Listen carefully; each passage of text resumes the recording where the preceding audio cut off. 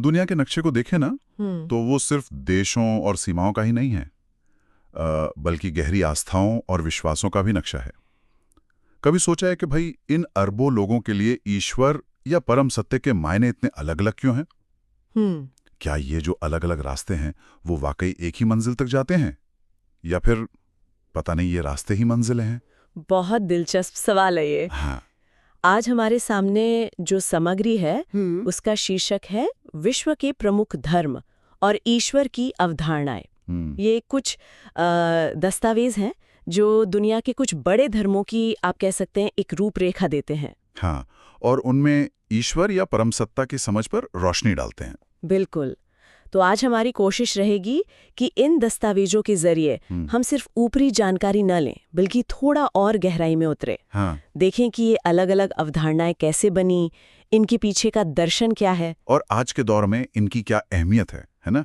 चलिए उस पर थोड़ी गहराई से बात करते हैं। जरूर। शुरुआत करते हैं कुछ बुनियादी आंकड़ों से। जैसा कि हमारी सामग्री में दिया गया है जी, दुनिया की करीब 8 अरब की आबादी है। तो इसमें अनुयायियों की संख्या के हिसाब से सबसे बड़ा समूह ईसाई धर्म का बताया गया है, लगभग 2.4 अरब लोग। काफी बड़ी संख्या है ये। हाँ, इसके बाद है इस्लाम, करीब 2 अरब अनुयायियों के साथ, और फिर हिंदू धर्म लगभग 1.2 अरब, तीसरा सबसे बड़ा। हाँ, और फिर बौद्ध और सिख धर्म जैसे दूसरे प्रमुख विश्वास प्रणालियां भी हैं जिनके करोड़ों अनुयायी हैं। हाँ, और ये आंकड़े सिर्फ संख्याएं नहीं है, जैसा आपने कहा, ये वैश्विक संस्कृति, इतिहास और यहाँ तक कि हमारे रोजमर्रा की जिंदगी पर इन धर्मों के गहरे असर को दिखाते हैं। सही। सामग्री ये बताती है कि ईसाई धर्म और इस्लाम, क्योंकि उनके इतने ज्यादा अनुयायी हैं, तो वो वैश्विक बातचीत और कई सामाजिक राजनीतिक ढांचों पर बहुत असर डालते हैं। लेकिन सिर्फ संख्या ही पूरी कहानी नहीं है। जैसे हिंदू धर्म है, जो इतना प्राचीन है, भले ही भौगोलिक रूप से ज्यादा केंद्रित हो, उसकी दार्शनिक गहराई और सांस्कृतिक विरासत का असर भी बहुत ज्यादा फैला हुआ है। बिल्कुल। हिंदू धर्म की बात करें, जिसे अक्सर दुनिया के सबसे पुराने जीवित धर्मों में से एक माना जाता है, सामग्री में इसकी एक बड़ी दिलचस्प केंद्रीय सोच पर जोर दिया गया है। एक ही परमात्मा है जो अनेक रूपों में प्रकट होता है। ये सिर्फ एक लाइन नहीं, ये अपने आप में एक पूरा दर्शन है। बिल्कुल। और इसी दर्शन से वो त्रिमूर्ति की अवधारणा निकलती है। ब्रह्मा जो रचने वाले हैं, विष्णु जो पालन करते हैं, और शिव जो संहारक हैं। हाँ, लेकिन जैसा कि सामग्री बताती है, ये तो सिर्फ शुरुआत है।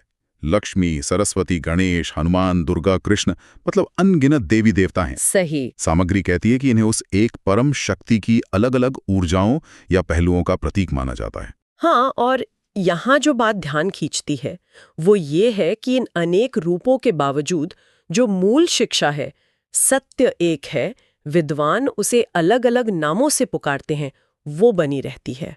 सामग्री इस बात पे जोर देती है कि ये सिर्फ सहिष्णुता नहीं, बल्कि वास्तविकता की जो बहुस्तरीय प्रकृति है उसकी स्वीकृति है। अच्छा। ये समझना महत्वपूर्ण है कि अलग अलग देवी देवता अलग अलग मानवीय गुणों या प्राकृतिक शक्तियों या जीवन के अलग अलग पड़ावों का प्रतिनिधित्व करते हैं।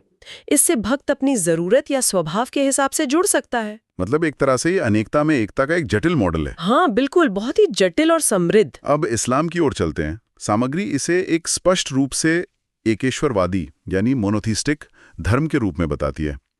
केवल एक ईश्वर, अल्लाह में विश्वास। हाँ, तौहीद। हाँ, केंद्रीय सिद्धांत है ला इलाहा इल्लल्लाह, अल्लाह के सिवा कोई पूजा के लायक नहीं। जी। सामग्री में अल्लाह के गुणों का जिक्र है। वो रूप रहित है, निराकार, उसकी कोई बराबरी नहीं। वो पूरी कायनात का बनाने वाला है, खालिक है और न्याय करने वाला है।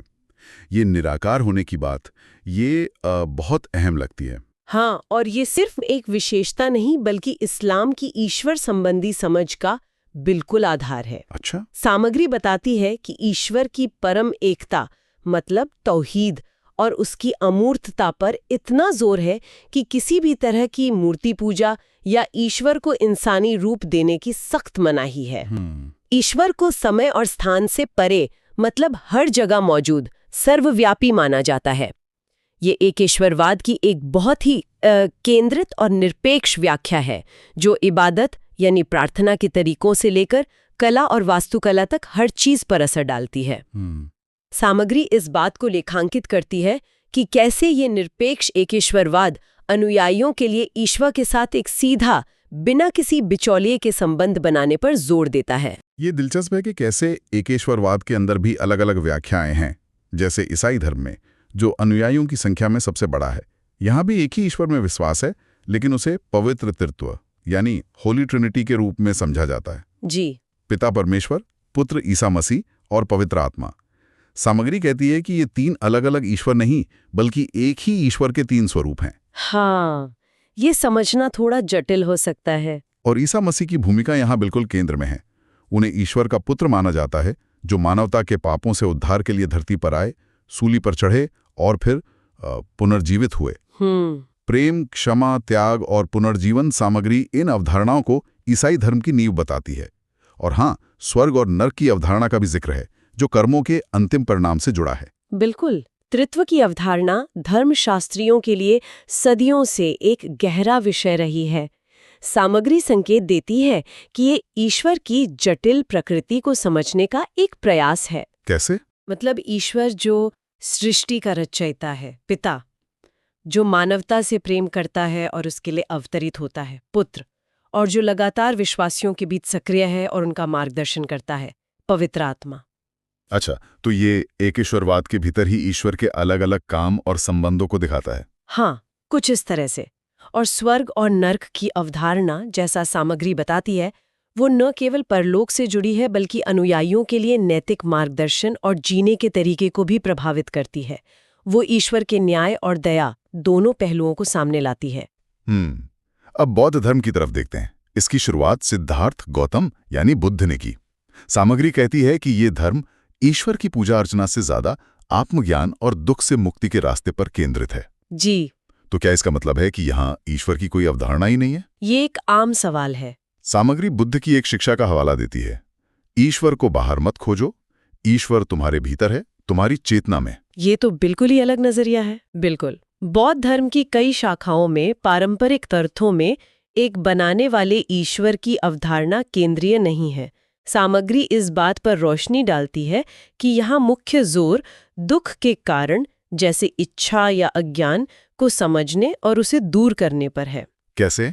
अष्टांगिक मार्ग के अभ्यास से, सही समझ, सही विचार, सही वाणी, सही कर्म और ऐसे ही 8 रास्ते। अच्छा। अंतिम लक्ष्य है निर्वाण, यानी परम शांति की अवस्था, जहां सारी इच्छाएं और दुख खत्म हो जाते हैं और जन्म मरण के चक्र से मुक्ति मिल जाती है। तो यहाँ ईश्वर की खोज बाहरी शक्ति की पूजा के रूप में नहीं है। नहीं, बल्कि अपनी ही चेतना की गहराइयों में उतरकर परम सत्य और शांति को पाने के रूप में है। हाँ, सामग्री ये भी इशारा करती है कि कुछ महायान बौद्ध परंपराओं में बोधिसत्वों की वंदना होती है, जो भक्ति जैसा कुछ दिखाते हैं, लेकिन मूल दर्शन आंतरिक जागृति पर ही केंद्रित है। तो मतलब जोर आंतरिक बदलाव पर है। अब सिख धर्म को लेते हैं। इसका मूल मंत्र है एक ओंकार, यानी ईश्वर एक है। सामग्री बताती है कि सिख धर्म में ईश्वर को निराकार, अजन्मा, स्वयंभू और अनंत माना जाता है।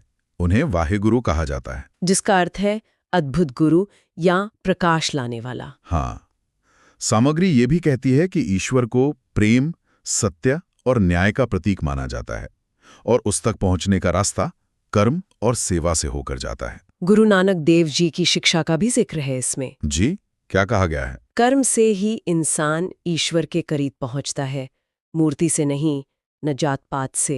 ये बात सिख धर्म के व्यवहारिक और सामाजिक पहलू को बहुत खूबसूरती से सामने लाती है। सामग्री इस पर जोर देती है कि यहाँ सिर्फ ईश्वर में विश्वास काफी नहीं है। तो और क्या जरूरी है? 3 मुख्य स्तंभ हैं।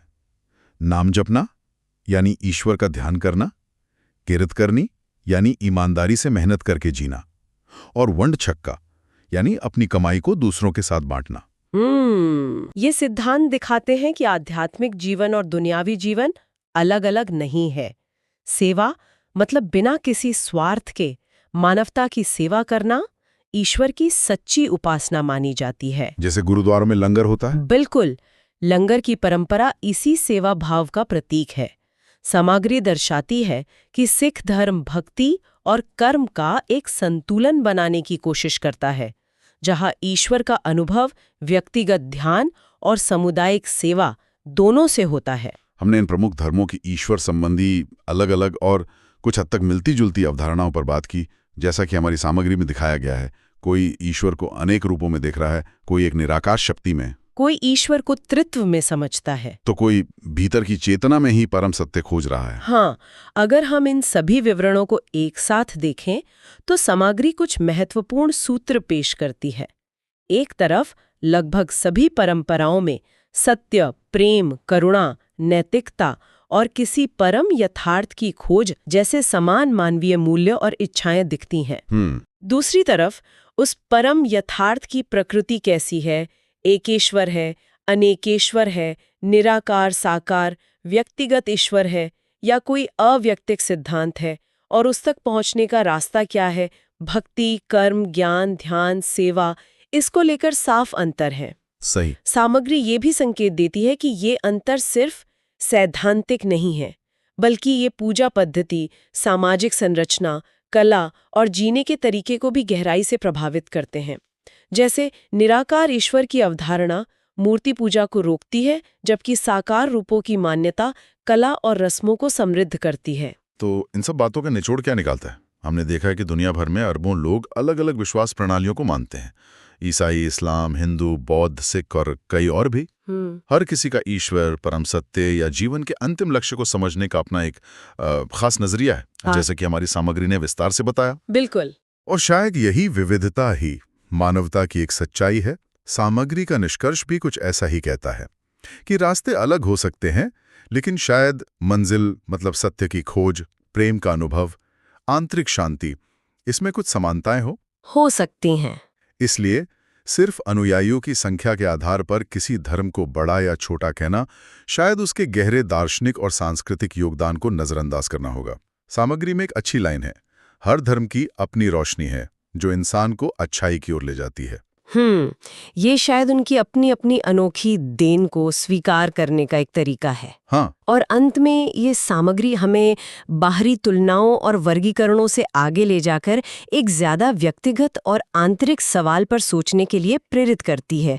ये सवाल शायद इन सभी धर्मों के मूल में भी कहीं ना कहीं मौजूद है। क्या सवाल है वो? सवाल ये नहीं कि कौन सा धर्म सबसे बड़ा है या किसकी अवधारणा सबसे सही है। असली सवाल ये है कि क्या हमने अपने अंदर मौजूद उस दिव्यता, उस परम चेतना या उस नैतिक समझ को पहचानने और जीने की कोशिश की है, जिसे अलग अलग परंपराएं अलग अलग नामों से पुकारती हैं। ये एक ऐसा प्रश्न है जो हमें अपनी मान्यताओं से भी आगे जाकर खुद के अंदर झांकने के लिए आमंत्रित करता है।